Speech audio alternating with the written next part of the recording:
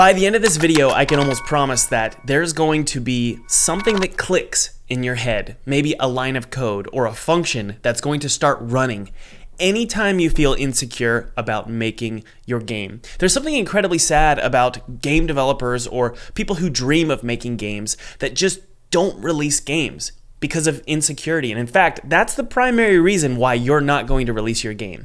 It's probably because you're just insecure, and that insecurity leads you to just not finish your game. It's not a technical problem, it's not a skill problem, because in this day and age, making games is incredibly, easy, at least compared to the 90s. It's kind of like making, a Roblox game. The tools are so easy to learn and so easy to use. So really, this video is meant to encourage you. It's meant to show you that you can do this. Do not let people tell you that you can't. And by the way, leave a comment below, leave a like, subscribe if you want to see more videos like this. So have you ever seen a really beautiful game on Steam and it's made by one developer? And maybe it's a walking simulator or like a creepy game where the player has a flashlight and they're looking around a creepy mansion.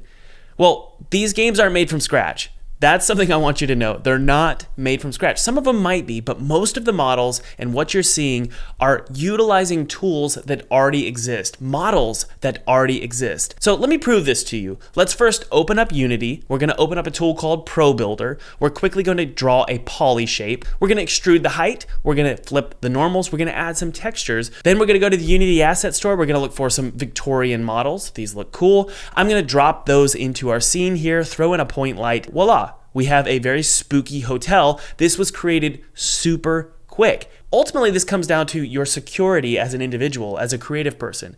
You don't need to think that you're too stupid to create something, because most people who seem like geniuses are actually just utilizing tools and getting inspiration and finding models from various websites like the Unity Asset Store or TurboSquid. Now, me and my team, we do like to make things from scratch. That's because visuals are our forte. Me and my team member Felipe are very, very good at creating a very unique stylized look. Now, most game developers, that's not their forte, and so it's totally fine to utilize assets. Ultimately, this comes down to leaning into your forte. I talk about this a lot. Don't be insecure looking at other people's fortes.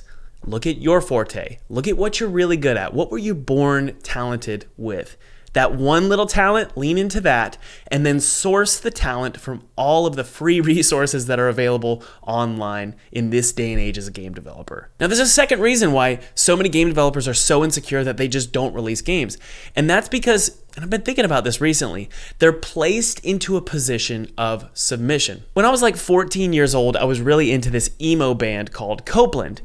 I went to their record label's website to see if I could submit some of my crappy tracks to see if maybe, hey, they'd want to publish a 13-year-old. And the first thing that was written was, do not submit tracks if you're trying to be like Copeland. This is called gatekeeping. This is pushing people into a place of submission and making them feel dumb.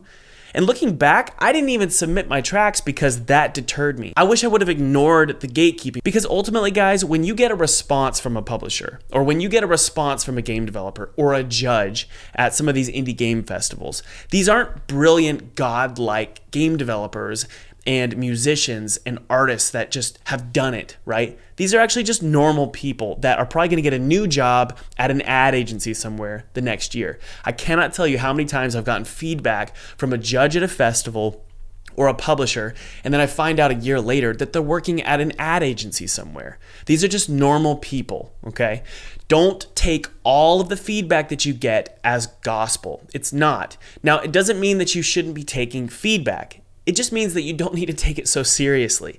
Now, there are some publishers out there, they are veterans in the industry, and they will give you feedback, or they will reject your pitch for a publishing deal. Or maybe these publishers don't reject your game, but they try and get more out of you, okay? They're trying to place you into a position of submission. Why are they doing that? Well, they want to get a good deal. So let's say you want to work with a publisher, right? And you pitch your game. And they tell you that, well, it's actually not that good, and we think you should do this, you should do that. The reason they're doing that, especially if they say they want your game, is because they want a good deal. They're going to put you into a place of submission so that they can get something out of you. So ultimately, at the end of the day, you need to realize that if you're getting bad feedback or you're getting negative feedback about your game from people higher up in the industry, it could be that they're trying to get something out of you. Now, this is not always the case, but at the end of the day, when you're reading Reddit comments, when you're reading YouTube comments, people are going to make you feel small. I can't tell you how many times I've been in a live streaming my own game, and I'm the one who's actually released games. I'm the one who has a pretty big audience on YouTube, yet people are telling me how I should be doing things. This isn't to say that they're not right. However, I'm not going to feel insecure anymore. I'm just not going to do that, because at the end of the day, there's so many right ways to make a game. You don't need to be thinking that you're doing it the wrong way. Just make your game. Get it done. I think the final reason why game developers don't release games is because they're comparing their games to the wrong games. And I do this too. I've been making games for 15 years, and I'm like looking at Half-Life, and I'm looking at Portal, and I'm looking at Resident Evil. Why am I doing this? These are multi-million-dollar games. These games were made for what, $40 million, $100 million? What am I doing? I need to be comparing my games to successful indie games.